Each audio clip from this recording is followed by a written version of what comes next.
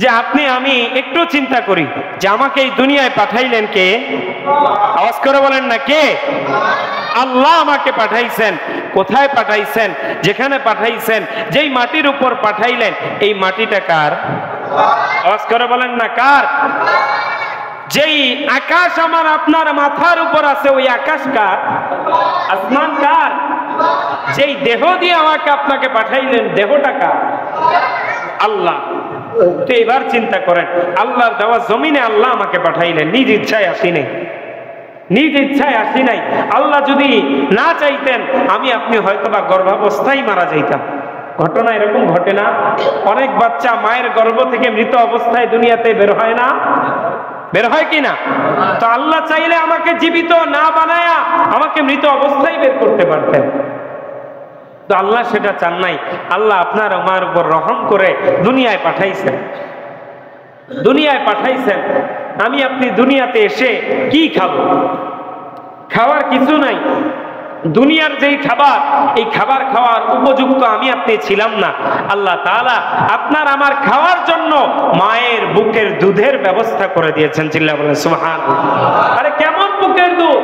মায়ের বুকের দুধের মধ্যে যেই পুষ্টি আর রোগ প্রতিরোধ ক্ষমতা রয়েছে, এরকম রোগ প্রতিরোধ ক্ষমতা আর পুষ্টি দুনিয়ার অন্য কোনো খাবারের মধ্যে নেই। আল্লাহ তাআলা আপনার আমার জন্য স্পেশাল এই খাবার দিয়েছেন। তারপর আমি আপনি জীবনের শুরু থেকে এখানে কে কে হাঁটতে পারতেন? একটু হাত তুলেন তো। যে হুজুর আমি জন্মের পর থেকে হাঁটতে পারি। হাঁটতে পারতাম না। তো আল্লাহ তাআলা আস্তে আস্তে আপনার আমার শরীরের মধ্যে শক্তি দিলেন।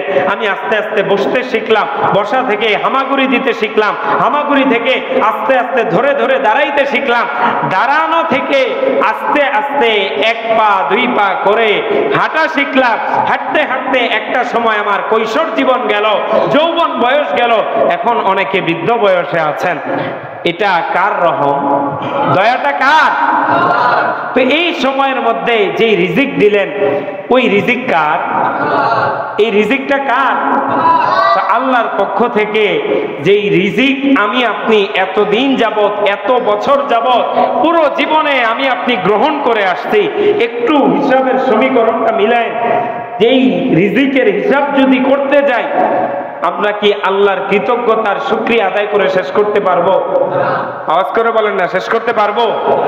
তো যেখানে আল্লাহর শুকরিয়া আর কৃতজ্ঞতা জ্ঞাপন করেই শেষ করা সম্ভব না, ওখানে আল্লাহর নাফরমানি আমি আপনি কেমনে করি? কেমনে করি ভাই? একটু চিন্তা করেন, বোঝান, নিজের অন্তরটাকে বোঝান। যেখানে ওই মনিবের শুকরিয়া আদায় করেই শেষ করা সম্ভব না, ওখানে ওই মনিবের নাফরমানি কেমনে করি? ওই মনিবের হুকুম অমান্য কেমনে করি? তাহলে আমার মতো গাদ্দার আর জালেম তো এই দুনিয়ায় আর হতে পারে না। কেমন নাফরমান হইলাম? একটা কুকুরও, আপনি একবেলা একটা কুকুরকে খাবার দিয়ে দেখেন, ওই কুকুরটা আপনার জান বাঁচানোর জন্য সে নিজের জান দিতে প্রস্তুত আছে। একটা কুকুরও মনিবের মূল্যায়ন করতে বুঝে, আর আপনি আমি আশরাফুল মাখলুকাত হয়ে কি হইলাম? কি হইলাম? ধিক্কার দেন নিজেকে। আমি আমার নিজেকেও ধিক্কার দিচ্ছি। কি হইলাম? আল্লাহ আমাকে আশরাফুল মাখলুকাত বানাইছে, সমগ্র জাতির উপর, সমগ্র মাখলুকের উপর আপনাকে আমাকে শ্রেষ্ঠত্ব দিয়েছে। তো আপনি আমি কি হইলাম? আল্লাহ তাআলার কেমন গোলাম হইলাম যে আল্লাহ তাআলার শুকরিয়া আদায় করার পরিবর্তে আমরা তার নাফরমানিতে লিপ্ত হয়ে আছি? কেমন গোলাম হইলাম আমরা? আবার এই গোলামি দাবি করেই যে শুকরিয়া আদায় করার পরিবর্তে নাফরমানি আল্লাহ তাআলাকে দিলাম, এই গোলামি করেও আপনি আমি জান্নাত আশা করতেছি, জান্নাত আশা করতেছি। অথচ আল্লাহ সূরা বাকারার আয়াতে বলেন, আম হাসিবতুম আন তাদখুলুল জান্নাতা ওয়ালাম্মা ইয়াতিকুম মাসালুল লাযিনা খালাউ মিন ক্বাবলিকুম আফওয়ান আম হাসিবতুম আন তাদখুলুল জান্নাহ, যে তোমরা কি জান্নাতে যাওয়ার আশা করতেছো, অথচ তোমাদের পূর্ববর্তী লোকেদের কাছে যেই বিপদ আপদ, যেই পরীক্ষা আমি আল্লাহ দিয়েছি, সেই পরীক্ষার কিছুই তোমাদের কাছে আসে নাই। তাদের কাছে এমন বিপদ আসছে, ঈমানের পরীক্ষা এমন আসছে, নবীরা পর্যন্ত আল্লাহর কাছে তাকায় আছে, আল্লাহ আপনার সাহায্য কখন আসবে? কখন আসবে আপনার সাহায্য?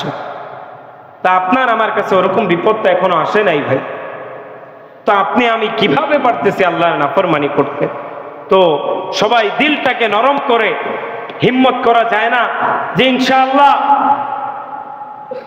নবীর এই জন্মের এবং এই মৃত্যুর এই মাস থেকে আমি ওয়াদা করলাম, যতদিন আল্লাহ হায়াত রাখছেন ততদিন পর্যন্ত আল্লাহ যে আমাকে দয়া করেছেন, আল্লাহ আমার উপর অনুগ্রহ করেছেন, এই দয়া আর অনুগ্রহের কৃতজ্ঞতা জ্ঞাপন করার্থে আমি আল্লাহর কোনো হুকুম অমান্য করব না, 5 ওয়াক্ত নামাজ ঠিক মতো করব, আল্লাহর প্রত্যেকটা হুকুম মানব, আল্লাহ যা আদেশ করেছেন সেগুলো আমরা মানব, যা নিষেধ করেছেন সেগুলো থেকে বিরত থাকবো, পারেক থাকবো। কারা কারা রাজি আছেন ইনশাআল্লাহ? কারা কারা রাজি আছেন ইনশাআল্লাহ? এই হাতগুলো আমার আল্লাহ দেখতেছেন, দুনিয়ার কোনো মানুষ না দেখুক, আপনি আমি এটা বিশ্বাস করেন এই হাতগুলো কে দেখতেছেন? আল্লাহর কাছে নিজেকে সুপর্দ করে দেন, আল্লাহ তোমার হুকুম মানার ওয়াদা করলাম, আর হুকুম অমান্য করব না, আমাদেরকে কবুল করে নাও। আল্লাহ তুমি তোমার এই গোলামদেরকে কবুল করে নাও। আল্লাহ তাদেরকে শয়তানের ধোঁকা থেকে হেফাজত করো। আল্লাহ আল্লাহ আমাকে সহ আমাদের প্রত্যেককে আমাদের মূল বাড়ি জান্নাতের টিকিট অর্জন করার তৌফিক আমাদেরকে দাও।